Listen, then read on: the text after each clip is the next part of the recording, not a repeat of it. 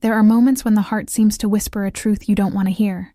Moments when someone looks at you with soft eyes and a hesitant smile, yet their words carve a wound you can't see. She says no. She steps back. She names the boundary. And still, she lingers. Still, she leaves a door half open, a light flickering in the hallway, as if to say that maybe, just maybe, you're worth a second thought. This is the kind of ambiguity that coils around your chest in the quiet hours, making you question if you're holding on to hope, or if hope is holding on to you. Perhaps you've felt it, a hollow ache that feels suspiciously like shame, the uneasy suspicion that if you were only a little more, she would have chosen you without hesitation. It's the same sensation that presses against your ribs when you remember every time you were not enough for someone who couldn't decide if they wanted to stay or go. Underneath the surface of these mixed signals lies an older story, the one you started believing long before this person entered your life. A story about how love is something you must earn, how your worth is measured by someone else's certainty, how your existence only feels real when someone reflects it back to you with desire. Louise Hay once said, "Remember, you have been criticizing yourself for years, and it hasn't worked. Try approving of yourself, and see what happens." Her words might feel almost too gentle for a pain so raw, but if you let them settle inside you, you might notice how much of your restlessness comes from that endless striving to prove you deserve to be loved. When a woman withdraws yet still offers you warmth, it activates something almost primal. The child within you who learned that affection is a prize you win by being good, by being patient, by waiting for someone else to see your value. And you do wait. You wait for clarity, for validation, for a moment when she will finally say she wants you without hesitation. You wait in the quiet spaces between her messages. You wait in the echoes of conversations that always end without resolution. Sometimes it feels like you're walking a tightrope, balancing between the hope that she will return fully and the dignity that tells you you shouldn't have to convince anyone of your worth. That tension can drain you more than outright rejection ever could, because at least rejection is clear. At least it has an ending. Ambiguity is the wound that never closes, the question mark that steals your sleep. Brené Brown wrote, "Vulnerability sounds like truth and feels like courage. It takes courage to admit that her mixed signals hurt you, that you are not as detached as you pretend to be, that each time she draws close only to pull away, it feels like a tiny betrayal you can't name. And still, you keep telling yourself that if you hold on long enough, she might choose you in the way you've always longed to be chosen. But what if this is not about whether she will choose you? What if this is about whether you will choose yourself? In the spaces between her affection and her absence, there is a mirror reflecting something deeper, a mirror that asks you to look at the places inside you that still believe love is something you have to chase, something that requires you to become smaller, quieter, more accommodating. You are not alone in this. Many have walked this same rope, hearts in their throats, wondering if they were too much or not enough. And if you are honest, if you are brave enough to feel all the grief and confusion, you may begin to sense that the real question isn't why she's sending mixed signals. The question is why you keep accepting crumbs when you deserve a feast. But before you can answer that, you have to allow yourself to feel the sadness, the loss, the emptiness of waiting. Because feeling it fully is the first act of self-respect. It's the first step toward stepping off the tightrope and standing on solid ground. And it is in that quiet, unwavering ground that you begin to remember who you were before someone else's uncertainty became the measure of your worth. There is a hidden wound that rarely gets named, though you have probably felt it pressing against your heart like an old bruise that never healed. It is the silent wound behind your need for her approval. You might not call it that, but it's there, woven through every moment when her attention feels like oxygen and her distance feels like suffocation. Maybe you tell yourself that if she ever truly decided to love you, to choose you without conditions, it would finally prove that you are worthy, that you are good enough to inspire certainty in someone else. It's a quiet ache, this longing for confirmation. An ache that traces all the way back to the first time you believed your value was something you had to earn. Sometimes you find yourself replaying her words in your mind, dissecting every gesture, every smile, every late-night message that almost sounded like devotion.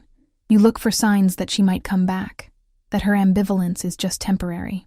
But beneath all this searching is a fear that feels older than this relationship, a fear that if she doesn't return, it must mean you were never enough.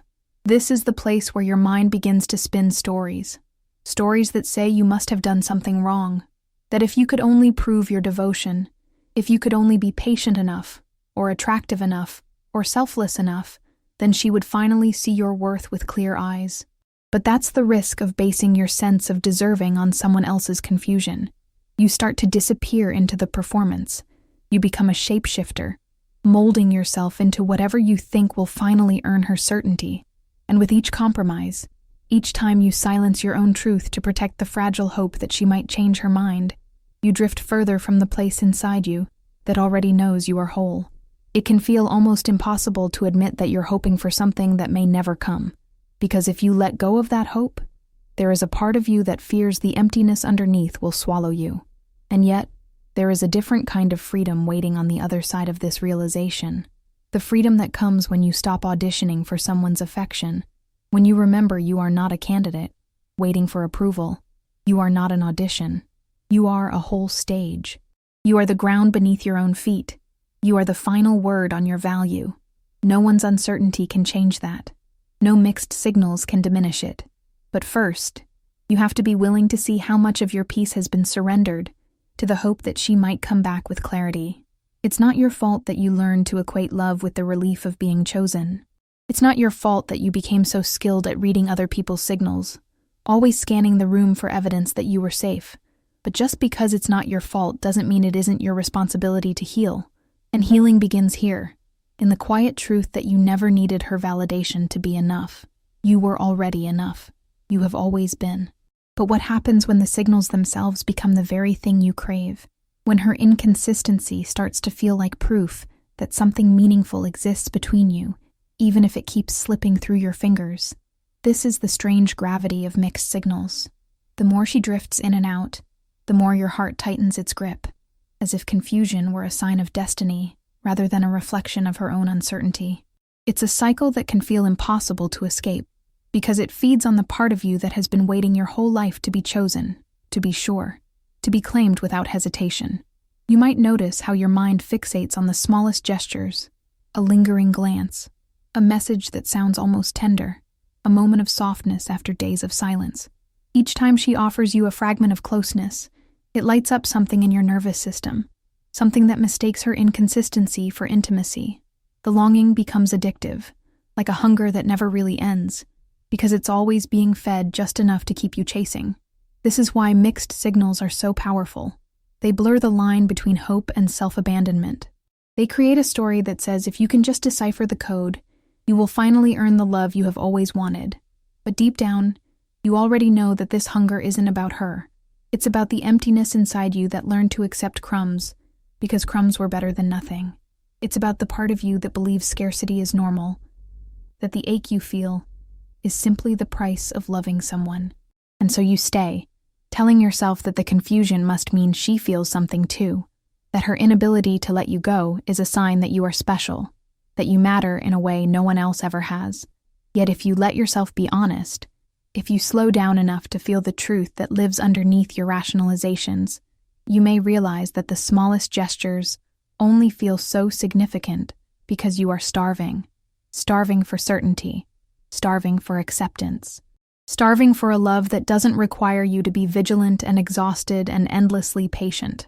Louise Hay said, "I deserve to be loved fully, not conditionally." Her words are simple, but they carry a quiet revolution.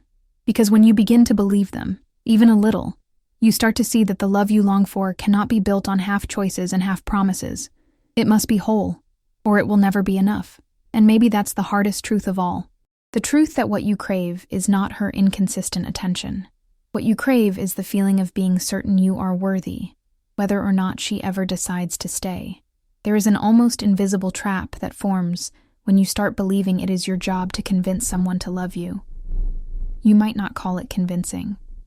You might tell yourself you are just being patient, just being understanding, just giving her space to work through her confusion. But under all those gentle-sounding words is a hidden desperation, the need to prove that you are worthy of her certainty, that you are capable of dissolving her doubts if you can only demonstrate your devotion in exactly the right way. It becomes a quiet performance you repeat over and over, hoping this time she will see you clearly. Perhaps you have noticed how exhausting it is to live in this performance, how you begin to anticipate her needs before she even names them, how you shrink your own boundaries to avoid pushing her further away, how you offer reassurances you don't truly feel, simply to keep her from slipping out of reach. It can feel noble, almost romantic, to believe that your persistence is evidence of your love. But if you pause long enough to feel the ache in your body, you might realize that this is not love. This is fear wearing the mask of devotion. Fear that if you stop trying so hard, you will be left with nothing but your own emptiness. And maybe that emptiness feels unbearable because it asks you to face the possibility that love is not something you can force, no matter how deserving you are. It asks you to surrender the fantasy that more effort, more understanding, more sacrifice will somehow unlock her ability to choose you. It asks you to see that no amount of proving will ever transform ambivalence into devotion. The truth is, no one who genuinely wants to love you needs to be convinced. No one who feels ready will require you to persuade them of your worth. There is a quiet power in stepping back from this cycle, a moment of clarity that comes when you realize you are allowed to stop explaining, stop justifying, stop hoping your patience will heal her indecision. This power does not come from anger or bitterness. It comes from remembering that your heart is not a problem to be solved, and your longing is not evidence of a flaw. Sometimes the most courageous thing you can do is to stand still in the truth that you deserve a love that does not require you to audition. And if you notice the urge rising inside you, the impulse to reach out, to say one more reassuring thing, to prove once again how much you care, you can breathe into that space. You can allow the feeling to be there without rushing to act on it. You can watch it rise and watch it fall, knowing that your worth does not depend on whether she ever chooses to stay. But sometimes, even when you step back, even when you decide to stop convincing her, the sting of rejection still finds its way into your chest. It settles in the quiet spaces, in the hours when you wish things could have been different, when you replay every moment you felt close, every conversation that made you believe this could grow into something lasting. Rejection can feel like proof that there is something unlovable in you, a hidden flaw she must have seen, a shortcoming you couldn't conceal. But what if this rejection is not a verdict on your worth? What if it's a mirror, showing you the places inside you that you still refuse to love? Sometimes the rejection that hurts the most is the one that touches an old wound, a place inside you that you abandoned long before anyone else did. Maybe it began in childhood, in moments when you needed tenderness and instead received silence. Maybe it grew in the teenage years when you learned to measure your value by someone else's attention. And maybe now, each time someone steps back, or can't decide if they want to stay, you feel that old emptiness rise like a wave you can't hold back. It's not just about this woman, this moment, this confusion. It's about every time you believed you were too much, or not enough, or somehow fundamentally unworthy of being cherished without conditions. There is a kind of healing that begins when you stop seeing rejection as confirmation of your flaws, and start seeing it as an invitation to come home to yourself. It is a difficult shift. It requires you to look honestly at the ways you have rejected your own feelings, your own needs, your own longing for real connection. It requires you to admit that you have been waiting for someone else to give you the acceptance you were never willing to offer yourself. That is why this mirror feels so painful, because it shows you the cost of abandoning yourself in search of someone else's approval. And maybe you feel a quiet ache as you hear these words. Maybe you sense the truth of them in your body, a heaviness that settles over your heart. You are not alone in this. Every person who has ever loved deeply has encountered this moment, the realization that no one else can heal the places you still refuse to see with compassion. Louise Hay spoke to this when she said, "I love and accept myself exactly as I am. Not only the parts you share proudly, but also the parts you have hidden, the parts you have judged, the parts you believed were unworthy. So when rejection comes, and it always comes in some form, it does not have to become your identity. It does not have to define your story. It can be a mirror that reflects the places you are ready to reclaim, a mirror that invites you to soften toward yourself, to lay down the old belief that you must be chosen to matter. And in that softening, you may discover that your worth was never lost. It was only waiting for you to see it again. And perhaps, in the quiet after the disappointment, you start to wonder what it would feel like to create a little more space around your heart. Not the cold distance of resentment or punishment, but a spaciousness that lets you breathe again. This is where emotional detachment begins. not as a form of withdrawal or revenge, but as a gentle practice of reclaiming yourself, because distance does not have to mean you stop caring. It does not have to mean you close the door forever. It can simply mean that you stop clinging so tightly to a story that was never yours to finish. When you release the compulsion to chase clarity from someone who can't give it, you begin to discover something unexpected, a quiet steadiness inside you that doesn't depend on her validation. It might feel strange at first, like you are losing something essential by stepping back, the closeness you were used to, even if it was inconsistent, the thrill of wondering what she would do next, the small hopeful flickers that kept you invested in the possibility that this time she might stay. But what you are really releasing is the grip you had on a version of yourself that believed love had to be earned through effort and sacrifice. And in that letting go, there is no need to harden your heart. You can still feel tenderness when you think of her. You can still remember the moments that felt beautiful and real.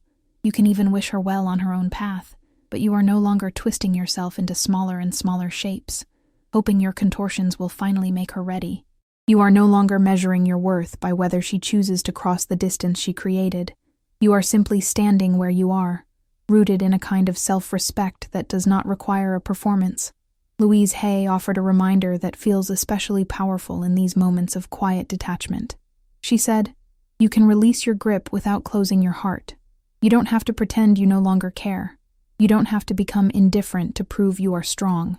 You only have to stop making someone else's uncertainty the center of your life. You can let go without bitterness. You can stand still without apology. You can trust that whatever is meant for you will arrive without your chasing." So if you find yourself tempted to reach out again, to fill the silence with one more message, to offer one more explanation, you can pause instead. You can notice the old urgency rising like a tide, and you can watch it pass. You can remind yourself that this space is not emptiness. It is freedom.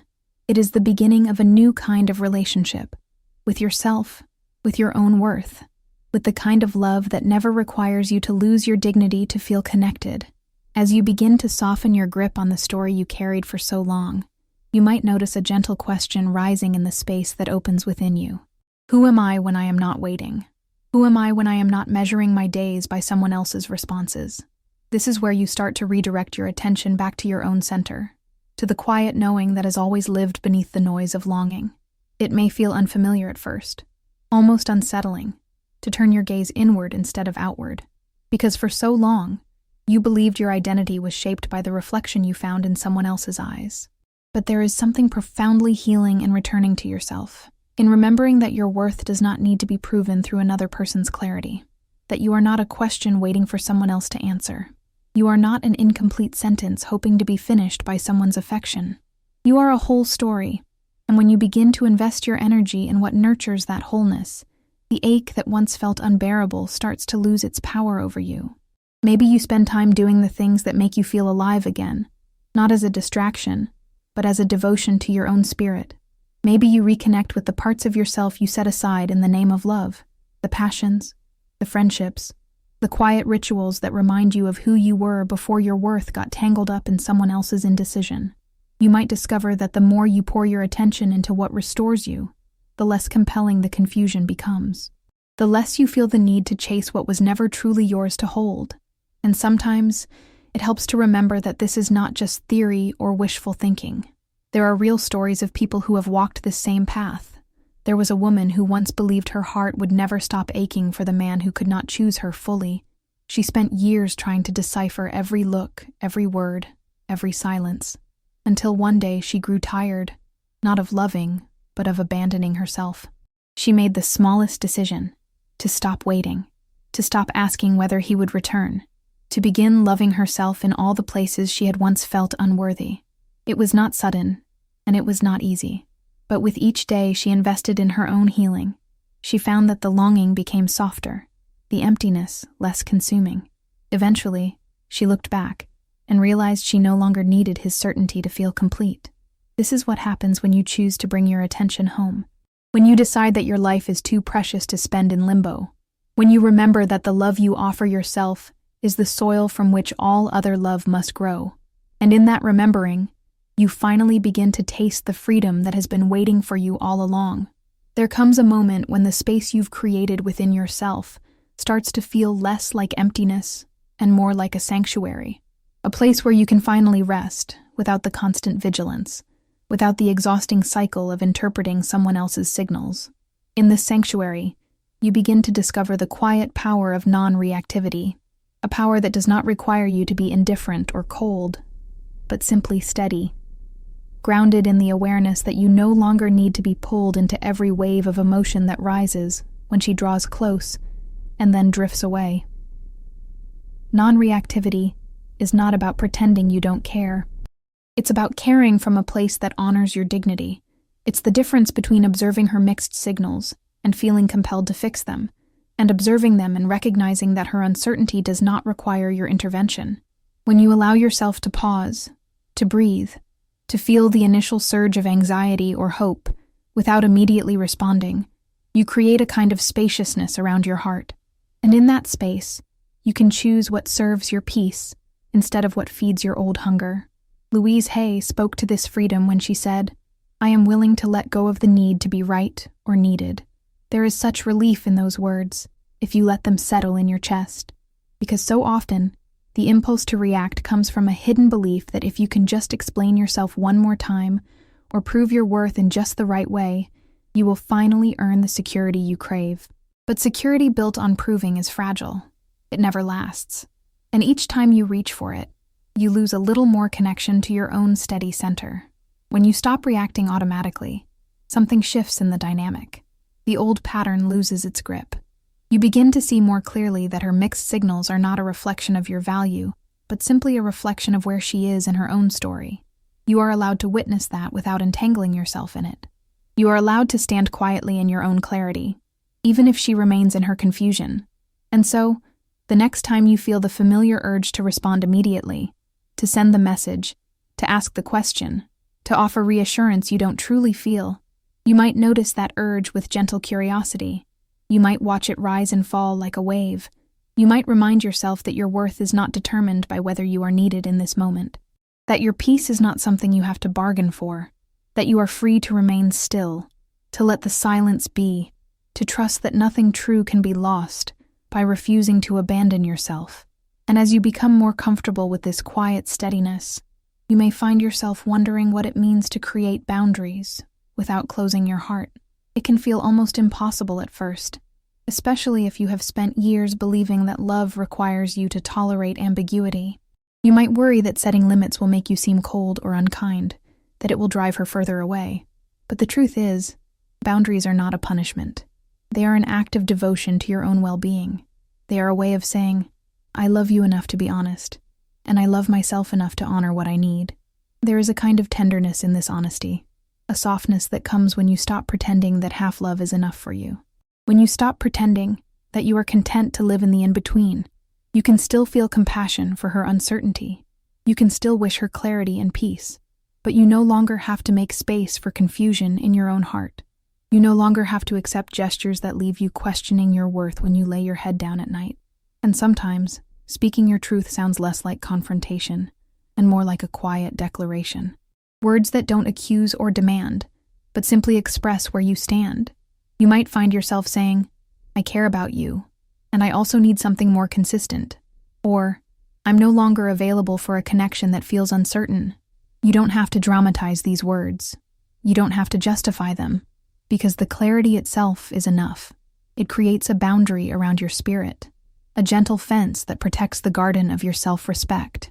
There is a beautiful metaphor that can help you remember this. A garden only blooms within its own fences. Without them, it is trampled by anything that passes through. It is not selfish to build a fence. It is not cruel to decide what you will and will not allow. It is an act of care, for yourself and for the love you hope to share someday with someone who is ready to meet you in that same place of certainty. So if your voice trembles when you speak your boundary, let it tremble. If your heart aches when you step back from the confusion, let it ache. This is what it means to grow, to choose the discomfort of self-honoring over the familiar ache of self-abandonment. And in this choice, you will find a peace that no mixed signal can ever disrupt. A peace rooted in the quiet, knowing that you no longer have to sacrifice your dignity to feel close to someone. And then there is the moment, often quiet and almost unnoticeable, when you realize that your hope has changed shape. For so long, hope was the thread you clung to in the darkness. Hope that she would come back with certainty, that her heart would finally align with yours, that all the waiting and the wondering would prove to have been worth it. But as you grow more familiar with your own worth, you begin to see that not all hope is the same. Some hope is a seed that nourishes you. Other hope is a tether that keeps you bound to what hurts. Carrying hope for someone else's transformation can feel noble. It can feel like evidence that your love is deep and unconditional. But if you look closely, you may notice how this hope has cost you parts of yourself. The parts that believed you were allowed to have clear needs. The parts that trusted you deserved to be met with honesty and commitment. The parts that once knew love was never meant to be an endless compromise. And when you see what this kind of hope has taken from you, a new truth begins to rise. The truth that you are allowed to choose self-respect over ambiguous longing. There is a quiet freedom in letting your hope soften, in acknowledging that you no longer wish to wait in the shadows of someone else's indecision. You can still wish her well. You can still feel gratitude for the ways she touched your heart. But you are no longer willing to sacrifice your peace for the possibility that someday she will be ready. You can release the illusion that her uncertainty is a reflection of your worth, because it never was. It was only a mirror, showing you the places you still believed love was something you had to earn. Louise Hay captured this so simply when she said, "I release the need to please others to feel worthy." Imagine those words settling into your chest, unhooking the old reflex to prove, to wait, to tolerate what your soul knows is not enough. Imagine how it would feel to wake up each day no longer searching for signs that she might choose you, to feel the quiet, steady conviction that you have already chosen yourself. And as you stand in that conviction, the power dynamics shift. The carousels of hope and disappointment lose their pull. You begin to understand that the love you are building within you is the only foundation that will ever feel truly safe. When you choose your own dignity over the familiar ache of waiting, you become free. Free to create a life that feels honest. Free to invite connections that honor your heart. Free to trust that real love does not require you to abandon yourself in the name of longing. Rejection has a way of echoing inside you, even long after the conversation ends. It can slip into your thoughts on an ordinary afternoon, tugging at your sense of worth when you least expect it. You might catch yourself replaying the moments when she pulled away, wondering what you could have done differently. Imagining a version of yourself more perfect, more irresistible, more worthy of her certainty. But what if rejection isn't here to define you? What if it is here to reveal what still longs to be healed? It's a tender thing to sit with the ache of being turned away, especially when your heart was so willing, so open, so ready to love without reservation. But this pain is not proof that you were lacking. It is proof that you were brave enough to show up as you are, that you were willing to be seen without pretense, that you risked being vulnerable, even when you knew you could be hurt. And in that willingness, there is a kind of strength that no rejection can ever erase. Louise Hay offered a gentle reminder that feels like a balm in moments like these. She said, "I am safe in the universe, and all life loves and supports me." Those words may feel far away when your heart is raw, but if you repeat them softly to yourself, you might notice a quiet shift, a loosening of the belief that you are alone, a softening of the fear that you will never be loved in the way you long for. You are not alone. You are part of something larger, something that holds you even when your hopes fall apart. Brené Brown once wrote, "Owning our story can be hard, but not nearly as difficult as spending our lives running from it." There is so much truth in that, because when you refuse to look at the places where you feel unworthy, they don't disappear. They only shape your choices in the dark, pulling you toward relationships that mirror your oldest insecurities. But when you turn toward your story with compassion, when you name the ways you have abandoned yourself in search of someone else's approval, you begin to write a new ending. And maybe the most beautiful part of that ending is the realization that you are not a stray leaf, waiting for the wind of someone's interest to carry you somewhere safe. You are the tree. You are the roots. You are the steady presence that can hold your own heart through all the seasons of love and loss. Even when someone cannot meet you where you are, even when they leave, you remain whole, worthy, unbroken. If these words have found you in a moment of quiet reflection, know that you are not here by accident. You are here because some part of you is ready to stop searching for worth in someone else's uncertainty. You are here because you are ready to remember your own strength. If you feel called to keep exploring this journey of healing and self-respect, I invite you to subscribe to this channel. And when you're ready, you can click on the next video on your screen to continue learning how to love yourself without conditions. You deserve nothing less.